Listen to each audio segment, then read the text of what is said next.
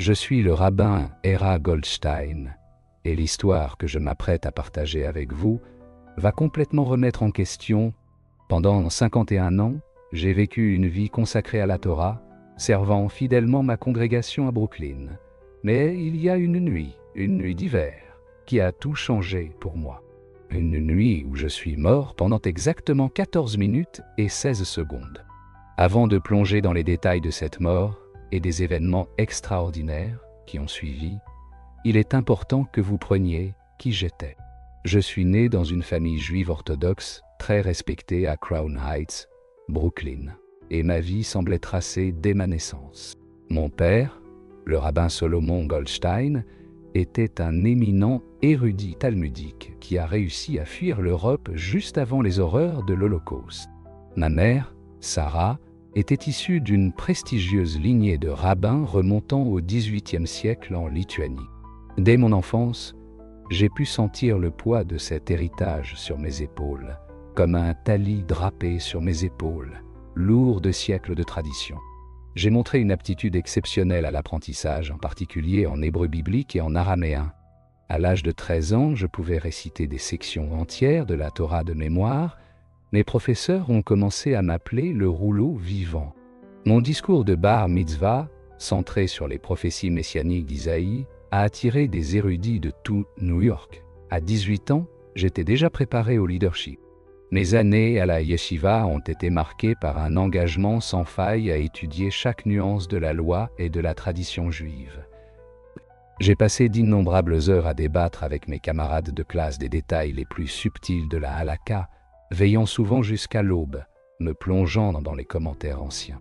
C'est pendant cette période que j'ai rencontré le rabbin Menachem Kavo, un homme qui allait devenir mon professeur et mentor le plus influent.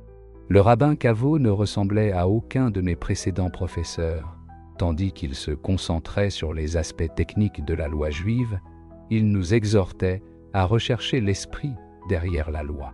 La Torah n'est pas seulement un livre de règles, disait-il, c'est une conversation vivante avec le divin. Ces paroles ont planté une graine qui allait plus tard pousser et façonner mon approche du leadership religieux d'une manière que je n'aurais pas pu anticiper. À 25 ans, j'ai épousé Rebecca, la fille d'un autre rabbin réputé. Notre union était considérée comme un mariage parfait. Deux lignées religieuses fortes se rejoignaient. Rebecca partageait ma passion pour l'étude de la Torah et ensemble, nous avons bâti ce que d'autres considéraient comme un foyer juif exemplaire. Nous avons eu la chance d'avoir 3 enfants. David, aujourd'hui âgé de 24 ans, qui étudie pour devenir rabbin, Sarah, 21 ans, qui prépare sa maîtrise en études juives, et Benjamin, notre plus jeune, âgé de 16 ans, qui partage mon amour profond pour la Torah. À 32 ans, j'ai été nommé grand rabbin de la congrégation B. Shalom, ce qui fait de moi l'un des plus jeunes rabbins de Brooklyn. Sous ma direction, la congrégation a prospéré, passant de 300 familles à plus de 1000. Je suis devenu célèbre pour mon approche méticuleuse et réfléchie de la loi juive et ma capacité à appliquer la sagesse ancienne à des défis contemporains. Mes sermons du Shabbat ont attiré des visiteurs d'autres synagogues et mes articles savants sur la loi juive ont été publiés dans des revues religieuses prestigieuses. Mais malgré tout ce succès, il y avait des moments de doute discret, des moments où des questions persistaient dans un coin de mon esprit. Au cours de mes séances d'études personnelles, je tombais parfois sur des versets des prophètes qui semblaient indiquer des directions que je n'étais pas prêt à suivre. Ésaïe 53 en particulier me laissait perplexe. Les explications traditionnelles de ce passage du serviteur souffrant ne me semblaient plus adéquates. Bien que j'ai repoussé ces doutes, les enterrant sous des couches d'analyse savante, il y a eu un moment particulier qui aurait dû servir de signal d'alarme. Il y a environ 5 ans, un jeune homme de notre congrégation, récemment diplômé de l'université de Columbia, est venu dans mon bureau avec des questions sur les prophéties messianiques. Il les avait étudiées par lui-même et était arrivé à des conclusions qui le troublaient profondément. Plutôt que de répondre à ses préoccupations de manière réfléchie, je les ai balayées avec des arguments répétés et je les renvoyais avec une pile de littérature apologétique. Je n'oublierai jamais le regard déçu dans ses yeux. Cela m'a hanté pendant des semaines. Ma vie suivait une routine prévisible. Prière du matin, séance d'études, conseils aux fidèles, cours, rédaction de sermons, participation à des événements communautaires. J'étais respecté, à l'aise et totalement sûr de ma place dans le monde. Même lorsque j'étais confronté à des questions difficiles ou à des points de vue alternatifs, j'avais toujours une série de réponses prêtes à défendre ma position théologique. J'étais, dans tous les sens du terme, un rabbin accompli, vivant la vie pour laquelle j'avais été formé. Et puis, vint le 12 janvier 2012, une nuit qui allait tout changer pour toujours. Ce n'était pas seulement ma mort, même si cela était en soi remarquable. Ce qui était encore plus extraordinaire, c'était que tout ce sur quoi j'avais bâti ma vie, toutes les certitudes auxquelles je m'étais accroché, tous les arguments que j'avais perfectionnés, étaient sur le point d'être bouleversés d'une manière que je n'aurais jamais pu prévoir. La journée a commencé comme toutes les autres.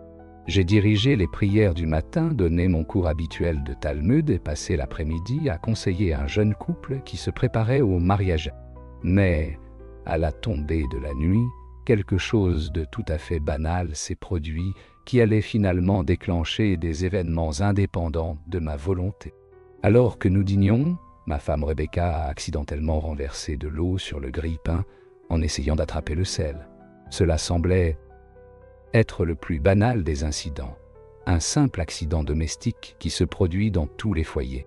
Rebecca a suggéré que nous achetions simplement un nouveau grille-pain, mais j'ai insisté pour le réparer moi-même. Ce n'est que de l'eau, la rassurai-je.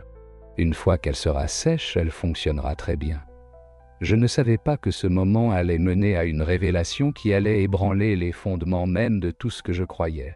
Mais, à ce moment-là, à 23h47 ce soir d'hiver, je n'étais qu'un rabbin fatigué essayant de réparer un grille-pain. La cuisine était silencieuse, à l'exception du bourdonnement du réfrigérateur et du passage occasionnel d'une voiture à l'extérieur. La maison était enveloppée du silence d'une heure tardive. Dans une ville qui ne dort jamais vraiment, Rebecca était allée se coucher des heures plus tôt, après m'avoir exhorté à ne pas rester éveillé trop tard. Notre plus jeune, Benjamin, était resté chez un ami, se préparant à un concours de débat le lendemain.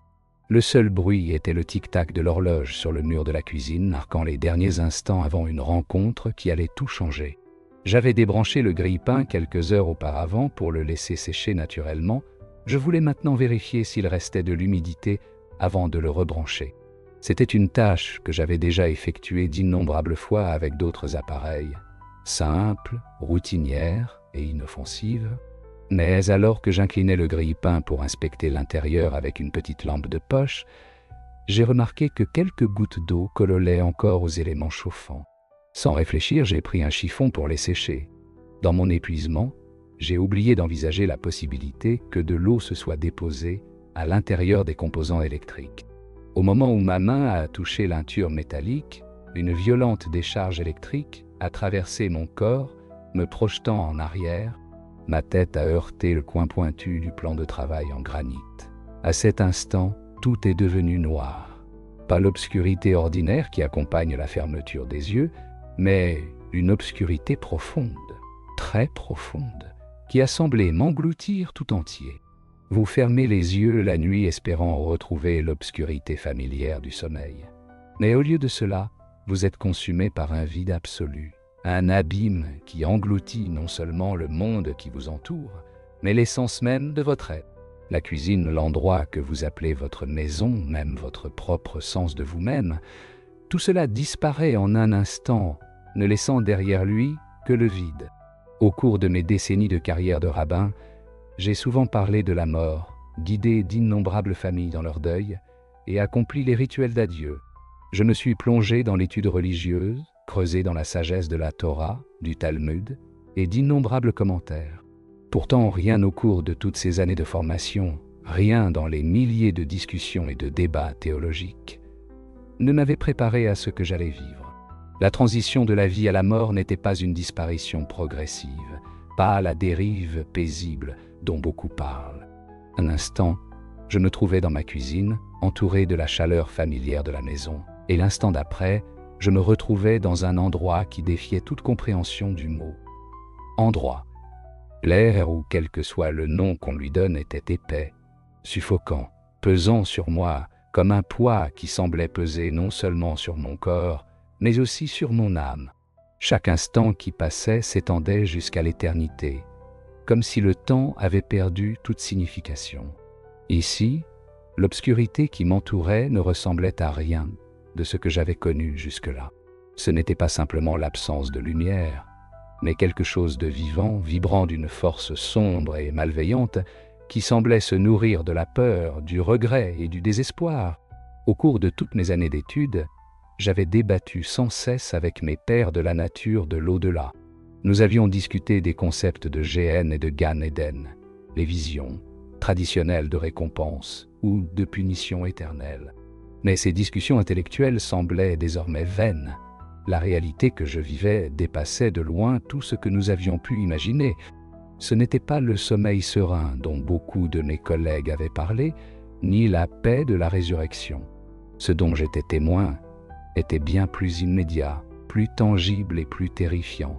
Alors que mon esprit s'habituait à ce nouveau monde, j'ai commencé à entendre des sons, des causes obsédantes qu'aucun être humain ne devrait jamais avoir à endurer. Il ne s'agissait pas des cris de tourments dramatiques auxquels on pourrait s'attendre, mais des cris d'agonie d'âme prises dans l'emprise d'une vérité irréversible. Il ne s'agissait pas de cris de douleur physique, mais d'une prise de conscience plus profonde et déchirante, le tourment de comprendre le poids total des choix qu'ils avaient faits dans la vie. Chaque cri était une histoire, le dénouement douloureux d'une vie de décision qui les avait conduits à cet endroit de regret et de perte éternelle. Ce qui m'a le plus frappé, c'est que ces voix ne m'étaient pas étrangères. Elles parlaient dans des langues que je connaissais, l'hébreu, le yiddish et même l'anglais. Mais, malgré les différences de langue, le message était le même. Les cris étaient emplis d'une profonde tristesse, de la reconnaissance crue de ceux qui avaient été rejetés. J'entendais des fragments de prière, des fragments du schéma, des textes sacrés autrefois prononcés avec révérence, mais maintenant arrachés aux profondeurs du désespoir. Les mots n'étaient plus prononcés avec dévotion, mais arrachés avec angoisse, comme pour déplorer les opportunités perdues à jamais. J'ai rêvé, ou peut-être me laissais-je guider dans ce royaume d'ombre et de tristesse, incapable de dire si je marchais, si je flottais, ou si j'étais porté par une force invisible. L'obscurité autour de moi commença à prendre forme, se transformant en une caverne massive, creusée dans l'ombre vivante. Les murs semblaient respirer, animés d'une présence menaçante, et en regardant de plus près, une constatation effrayante me frappa. Des visages émergeaient des murs, d'innombrables visages figés dans des expressions de désespoir absolu. C'est alors que la véritable horreur de cet endroit s'est révélée. Au milieu de cette mer de visages agonisants, j'ai commencé à reconnaître certaines personnes que j'avais connues dans ma vie, ou des hommes dont les enseignements avaient façonné ma compréhension de la Torah, des personnages dont j'avais longtemps vénéré la sagesse. Parmi eux se trouvait le rabbin Menin Kavod, mon professeur le plus influent pendant mes années à la yeshiva. Son visage est apparu tordu par une agonie au-delà de tout ce que j'aurais pu imaginer.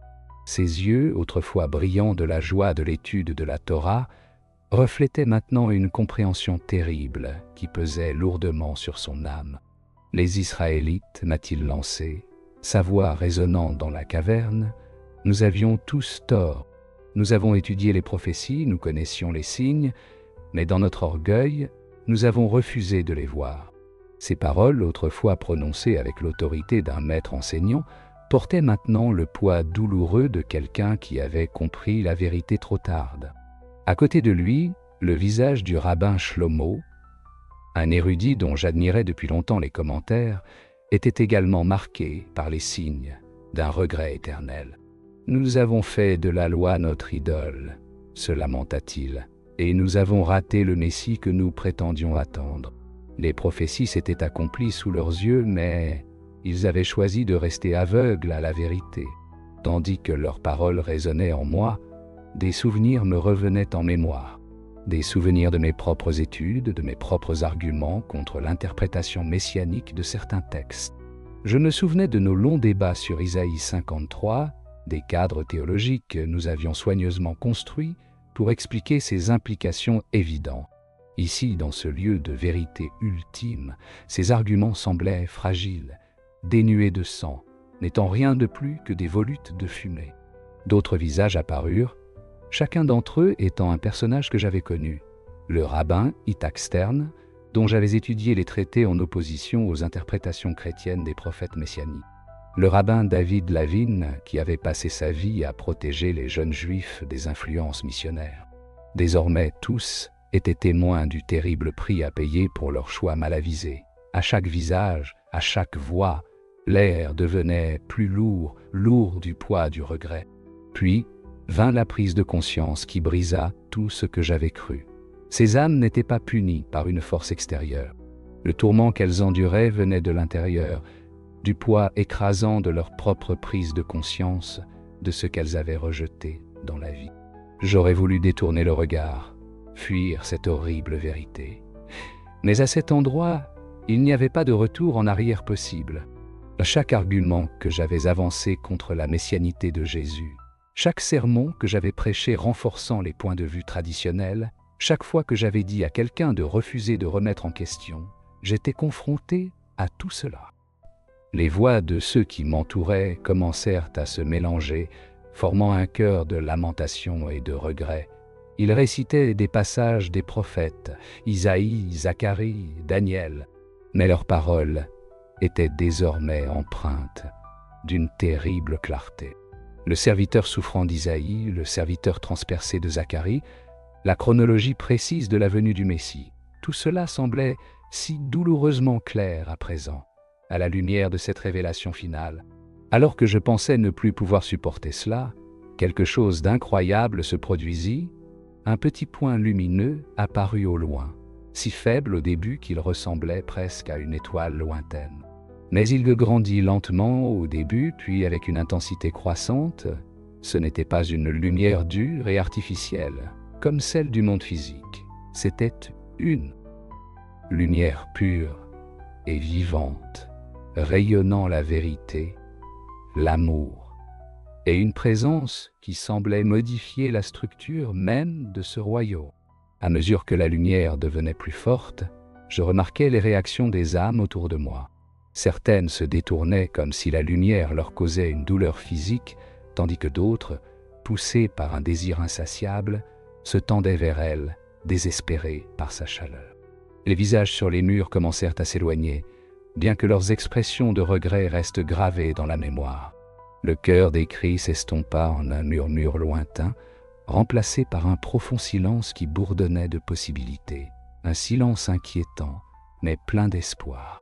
À ce moment-là, j'ai compris que ce n'était pas la fin, mais un moment de vérité et de transformation où l'essence même de l'existence était mise à nu. Et dans cette lumière, j'ai vu quelque chose de plus que du regret. J'ai vu une lueur d'espoir. La lumière continua à s'intensifier, non seulement en devenant plus brillante, mais en se faisant plus présente, jusqu'à sembler saturer chaque centimètre carré de cet espace surnaturel. Puis, de l'intérieur de cette étendue radieuse, une silhouette émergea lentement. Au début, je ne pus distinguer aucun trait individuel. L'éclat était trop écrasant. Mais la présence qui accompagnait cette silhouette était si immense, si sacrée, que mon corps réagit instinctivement et je tombai à genoux. Ce n'était pas simplement un ange ni un messager, mais quelque chose de bien plus profond, de bien plus significatif que tout ce que j'avais pu imaginer. Chaque partie de mon être reconnaissait une autorité qui éclipsait tous les enseignements, tous les arguments théologiques que j'avais méticuleusement étudiés au fil des ans. C'était comme si cette présence portait le poids de l'univers, et dans sa proximité, je ressentais ma propre insignifiance. À mesure que la silhouette s'approchait, des détails commencèrent à prendre forme. Sa tenue paraissait simple, une robe blanche, mais il y avait quelque chose d'uniquement divin en elle. Le tissu semblait tissé à partir de la lumière elle-même, comme s'il ne s'agissait pas du tout d'un tissu, mais d'une extension de l'éclat qui enveloppait son visage. Au départ trop éblouissant pour être vu directement, il commença à se révéler lentement. C'était un visage qui semblait porteur de la sagesse des siècles, et pourtant, il était intemporel. Il y avait en lui une essence à la fois profondément juive et universellement transcendante, un mélange d'ancien et dit, mais c'étaient ses yeux qui me captivaient complètement. Il semblait contenir l'amour de l'univers dans sa totalité et résidait une sagesse si profonde qu'elle pénétrait les recoins les plus profonds de mon âme. En sa présence, toutes les connaissances accumulées au cours de mes années d'études religieuses, tous les arguments et toutes les convictions que j'avais si soigneusement élaborées sur Dieu, sur la vérité, semblaient se dissoudre. C'était comme si toutes mes certitudes s'évanouissaient, me laissant nu, vulnérable, réduit à la simple conscience de ma propre existence face à sa réalité écrasante. La même lumière rayonnante qui émanait de lui semblait me transpercer, illuminant chaque ombre de mon âme, révélant mes motivations cachées, mes préjugés inconscients et chaque recoin d'obscurité en moi.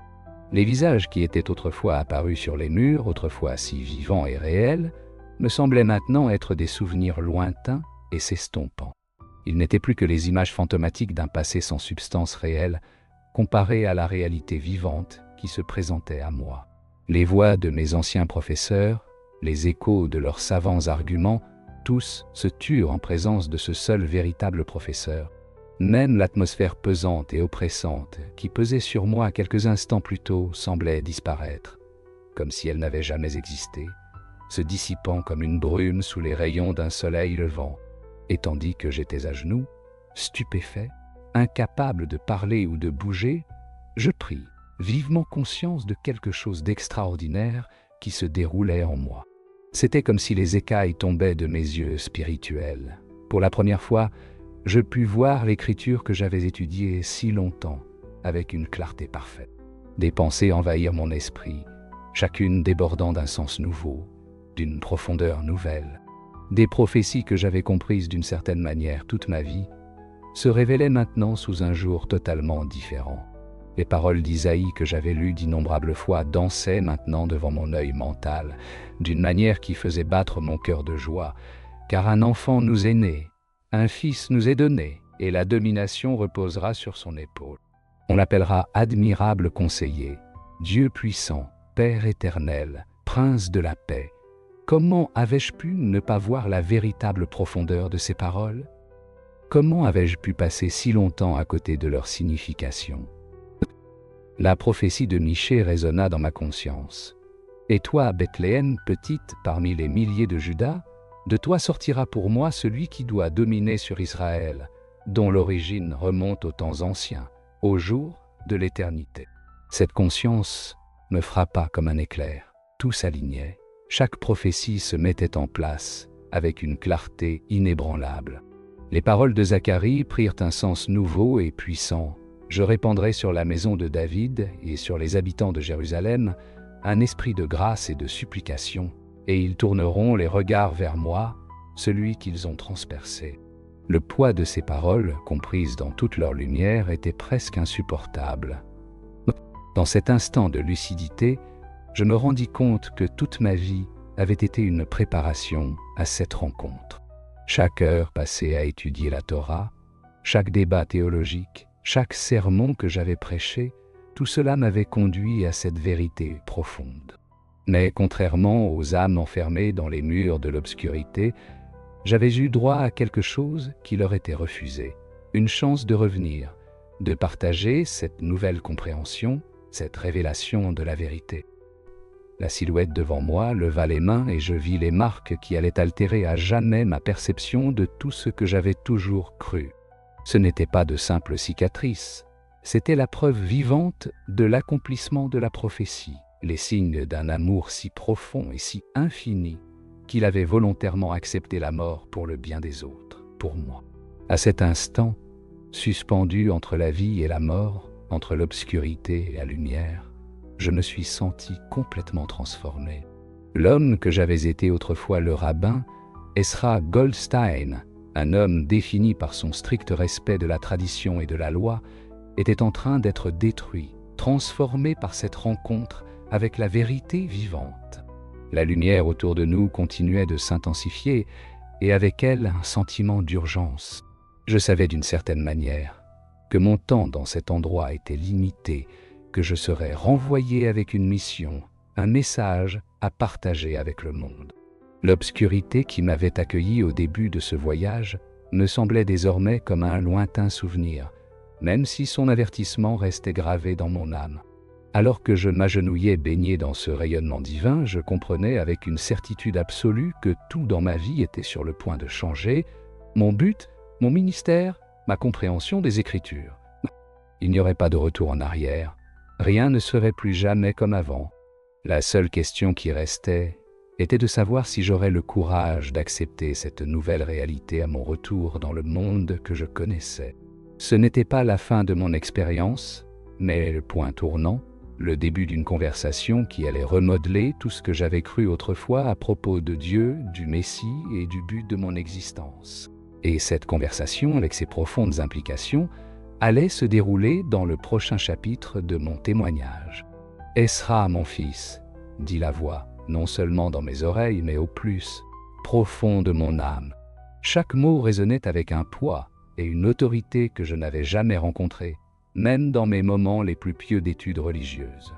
C'était la voix qui avait donné naissance à la création, la voix qui avait tonné du Sinaï, la voix qui avait appelé les prophètes à travers les âges. Et maintenant, dans le moment le plus inimaginable, elle me parlait.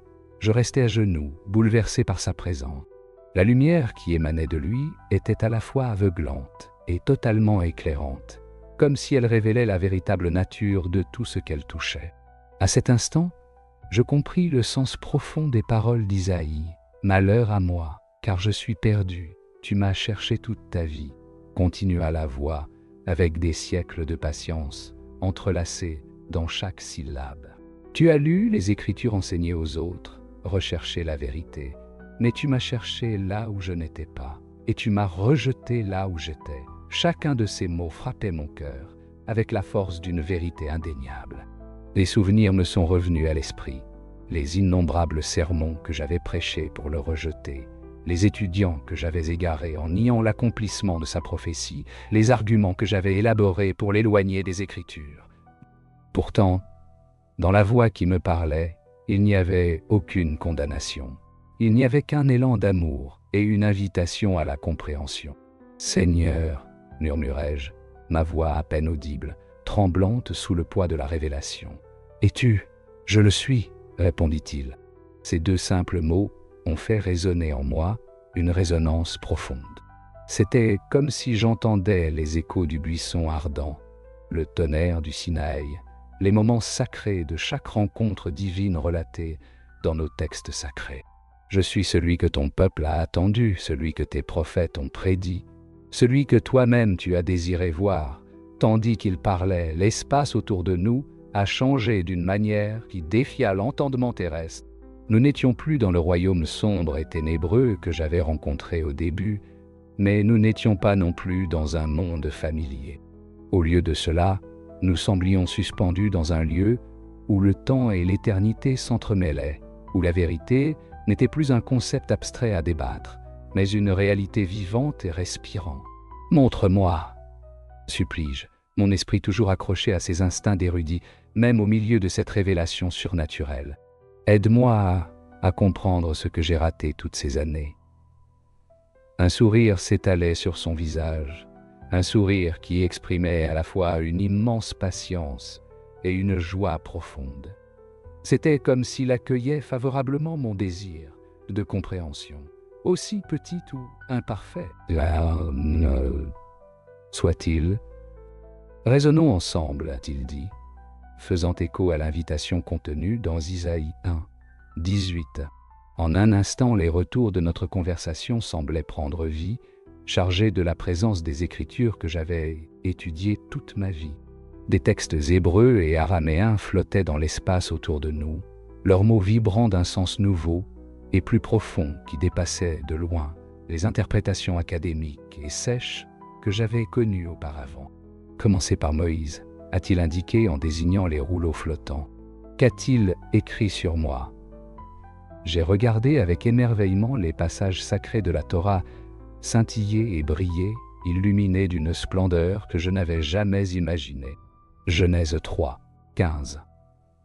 La première prophétie messianique parle de la descendance de la femme qui finira par écraser la tête du serpent. La ligature d'Isaac dans Genèse 22, qui m'avait toujours semblé être un récit déroutant, se déroulait maintenant comme une image vivante. Et puis, Deutéronome 18, 15, la propre prophétie de Moïse concernant un futur prophète comme lui qui surgirait. Chaque texte était clair, chacun sans équivoque pointant directement vers le Messie. « Mais Seigneur, protestai-je, mon esprit s'empressant de concilier cette nouvelle compréhension avec mes croyances de toute une vie. Nous avons toujours interprété ces passages différemment.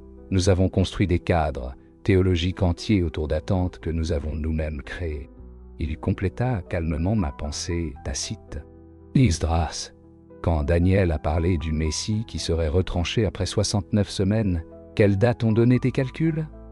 J'ai été saisi d'un brusque sursaut de compréhension. La prophétie de Daniel 9 avait toujours été une source de difficulté pour l'interprétation juive traditionnelle, car sa chronologie indiquait que le Messie arriverait et serait retranché au cours du 1er siècle de notre ère. Nous avions élaboré d'innombrables explications pour tenter d'éviter cette vérité dérangeante, mais à présent, la chronologie était indéniable. Elle indiquait ce moment précis de l'histoire. J'ai murmuré, à peine capable de respirer. « À ta mort ? Oui, affirma-t-il doucement, sa voix à la fois douce et pleine d'une vérité inébranlable. Les Ésaïe 53, continua-t-il. Comment avez-vous expliqué le serviteur souffrant ? Ce passage, peut-être plus que tout autre, a été pour nous le plus difficile à comprendre. Nous avions toujours insisté sur le fait qu'il faisait référence à Israël en tant que nation et non en tant qu'individu. Mais alors que je réfléchissais à cela, le texte s'est déroulé devant moi avec une clarté indéniable. La figure du serviteur souffrant n'était pas celle d'un peuple collectif, mais celle d'un individu unique qui serait blessé pour nos transgressions et meurtri pour nos iniquités. La vérité m'a frappé comme une cloche. Nous avons délibérément mal interprété cela, ai-je admis, le poids de cette prise de conscience pesant sur mon cœur. Nous ne pouvions pas accepter un Messie souffrant parce qu'il ne correspondait pas à nos attentes de gloire et de restauration nationale. Pourtant, je comprenais maintenant que même le roi David avait parlé de souffrance dans le psaume 22, la perforation des mains et des pieds, la division des vêtements, le cri d'angoisse. Comment avions-nous pu passer à côté de ces signes prophétiques clairs ? Ton peuple attend-il toujours ce qui est déjà arrivé ? Dit-il, sa voix emplie de compassion. Ils examinent les Écritures chaque jour, mais ils ne voient pas que tout cela témoigne de moi. Vous avez été amenés ici non seulement pour votre propre bien, mais aussi pour le leur. Tandis qu'il parlait, j'ai senti quelque chose se briser en moi. Non pas une rupture physique, mais une rupture spirituelle. C'était comme si tous les arguments que j'avais jamais construits pour réfuter sa messianité étaient doucement et inexorablement détruits. Toutes les explications rationnelles qui m'avaient semblé si convaincantes ont commencé à se dissoudre en présence de la vérité. Mais, Seigneur, j'hésitais en pensant à ma congrégation, à ma famille et à mon rôle dans la communauté. Ils ne m'écouteront pas. Ils penseront que j'ai perdu la tête, que ce n'était qu'une hallucination provoquée par l'accident. Il sourit encore une fois, et dans ce sourire, je vis à la fois de la compréhension et une autorité qui apaisa mes craintes. Certains rejetteront ton témoignage, tout comme ils ont rejeté le mien, mais d'autres écouteront et croiront « Souviens-toi, tu n'es pas seul dans cette situation. Mon esprit t'accompagnera et je te donnerai les mots pour parler. » Je me suis alors tourné vers la Torah, les lois sacrées qui avaient gouverné ma vie. « Mais qu'en est-il de la loi ?» ai-je demandé. « Et qu'advient-il de tous les commandements, des règles, des rituels ?»« Je ne suis pas venu pour abolir la loi, » a-t-il répondu, citant ses propres paroles tirées de Matthieu 5, 17. « Je suis venu pour l'accomplir. La loi me désigne, elle témoigne de moi. Son véritable but a toujours été de vous conduire à ce moment de reconnaissance. La loi est sainte, mais Elle n'a jamais été destinée à être la destination finale. Elle a toujours été un tuteur, vous indiquant ma direction. Tandis qu'il parlait, les pièces du puzzle commencèrent à se mettre en place. Tout le système de la loi biblique, les sacrifices, les fêtes, le sacerdoce avait été conçu pour le Eigé, l'agneau pascal, le jour des expiations, la fête des tabernacles. Chacun d'eux était une image prophétique de la rédemption qu'il apporterait.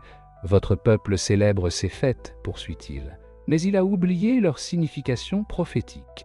Il célèbre la Pâque, mais ne reconnaît pas l'agneau de Dieu.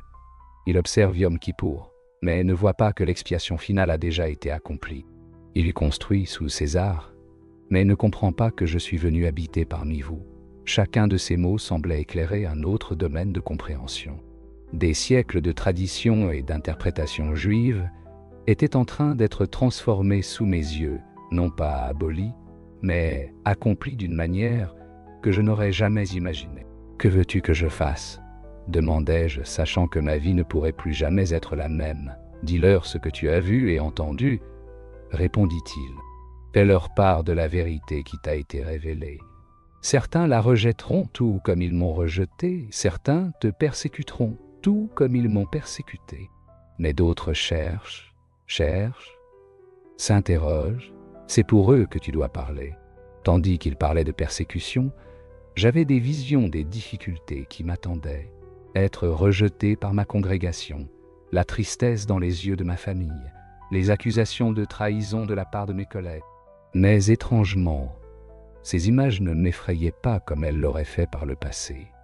Sa présence m'emplissait d'une paix qui surpassait toutes les préoccupations terrestres. « Souviens-toi, Ezra, continua-t-il, tu n'es pas seul dans cette situation. Tout au long de l'histoire, beaucoup de tes compatriotes m'ont reconnu comme leur Messie. Même aujourd'hui, des milliers de croyants juifs ont conservé leur identité juive, tout en me reconnaissant comme leur sauveur. C'était une chose que je n'avais jamais envisagée, la possibilité qu'on puisse être juif et accepter Jésus comme le Messie. Pendant toute ma vie, les deux m'avaient semblé mutuellement exclusifs. Mais maintenant, cela commençait à avoir du sens pour moi.